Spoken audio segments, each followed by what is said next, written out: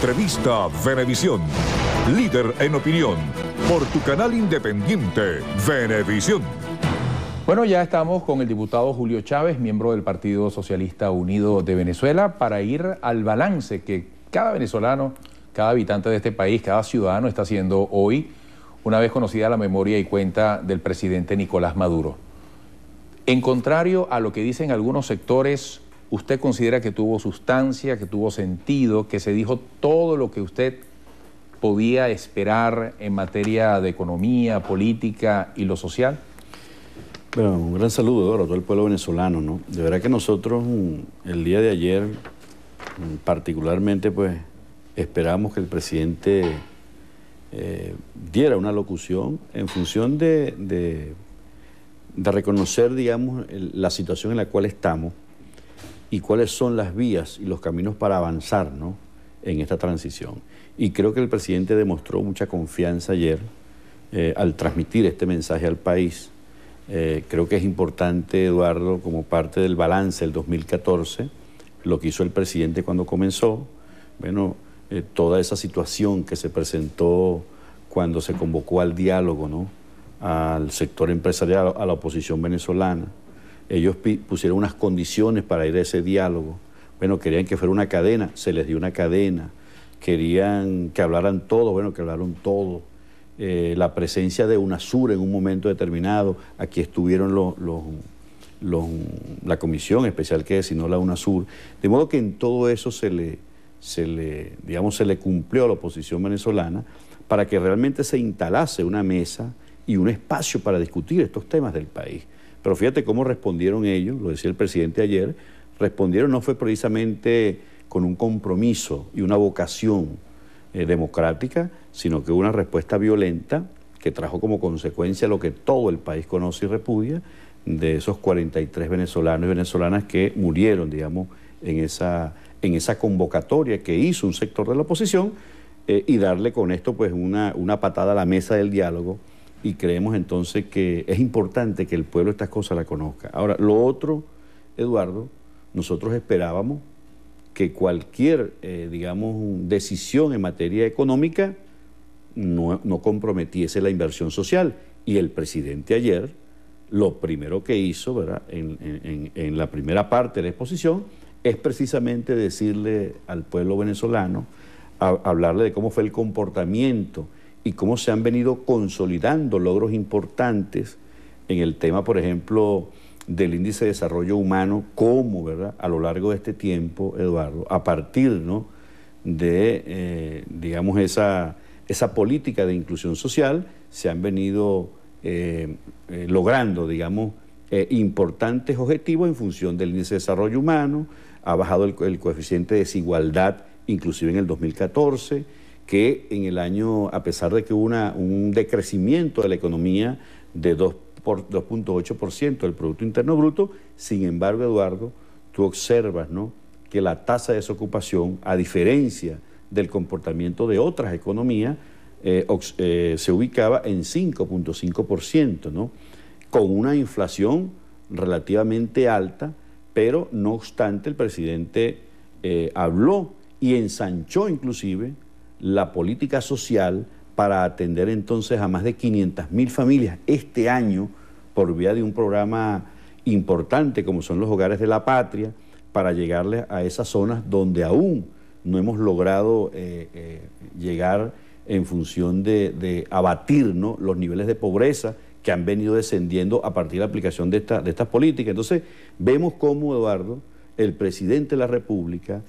a diferencia de lo que pensaban sectores de la oposición, que a lo mejor creían que el presidente iba a hacer un recorte de la inversión social, que iba a privatizar, etcétera, etcétera, no, el presidente lo que hizo fue, en primer lugar, proteger, ¿no?, todo lo que han sido los programas sociales de inclusión y al mismo tiempo incrementar la inversión a los Hogares de la Patria, a los adultos mayores, plantea un incremento del 15% del salario a partir del 1 de febrero, con esto llegamos creo que a 30, ¿no?, aumento de salario en los 15 años del proceso revolucionario, de modo que lo que siempre ha venido ejecutándose en materia, ¿no?, de política económica y social, Eduardo, apuntan precisamente a proteger a nuestro pueblo de toda esta arremetida que, como bien lo explicaba ayer, y por cierto se presentó un video, ¿no?, que es revelador, donde allí se están planificando, ¿verdad?, acciones de terrorismo en algunas de las colas que se presentan en algunos establecimientos comerciales. Allí explicaban, ¿no?, estas personas que hablaban, un experto en operaciones psicológicas, exfuncionario de la Guardia Nacional, explicaba cómo iban a proceder, ¿no?, para aprovechar esta difícil situación que ha sido producto, yo no diría que es tanto de la falta de producción, porque si no hubiese producción en el país, Eduardo, no estuviéramos asistiendo casi 16 millones de colombianos con productos venezolanos subsidiados, y nosotros creemos entonces que lo que ha habido,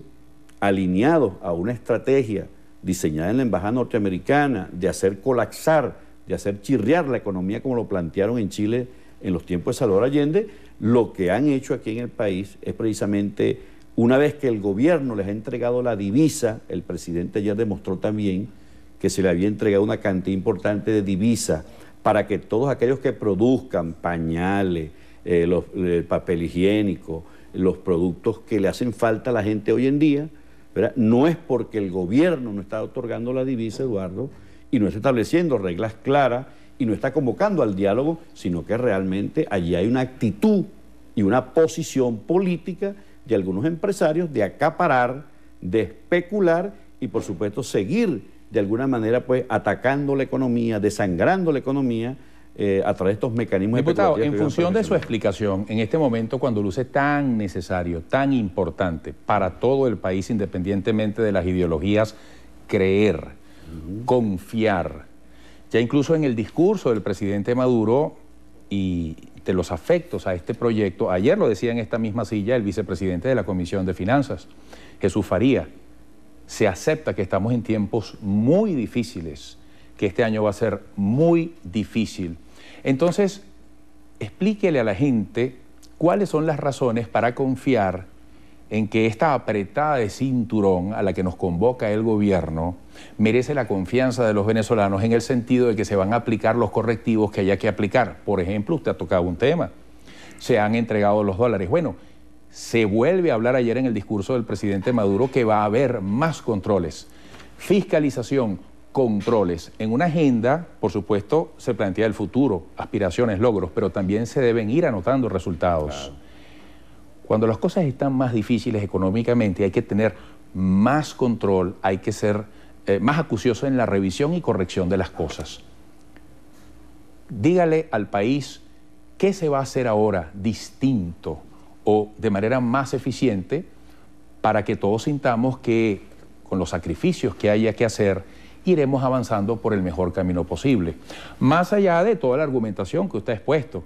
de todas aquellas hipótesis por las cuales el gobierno se ha visto arrinconado en esta circunstancia. Pero también aprovecho y le planteo, hay puntos donde el gobierno debe decir, reconozco, fallé en esto, me equivoqué en esto, lo voy a hacer de otra manera. Bueno, el presidente ayer lo decía cuando él hablaba de que reconocía un decrecimiento de la economía de 2,8% del Producto Interno Bruto, ¿verdad? Y que al mismo tiempo los ingresos petroleros no van a llegar otra vez a $100 el barril. De modo que esa gira que el presidente hacía, y aquí un elemento de confianza del que tú hablas, bueno, el presidente en función de esta situación que hay en el mercado petrolero, donde hay una merma, ¿no?, de los ingresos de nuestra economía y de los países petroleros en este caso, el presidente hizo una gira por los países petroleros de OPEC, países no OPEC, precisamente, Eduardo, para lograr llegar a un punto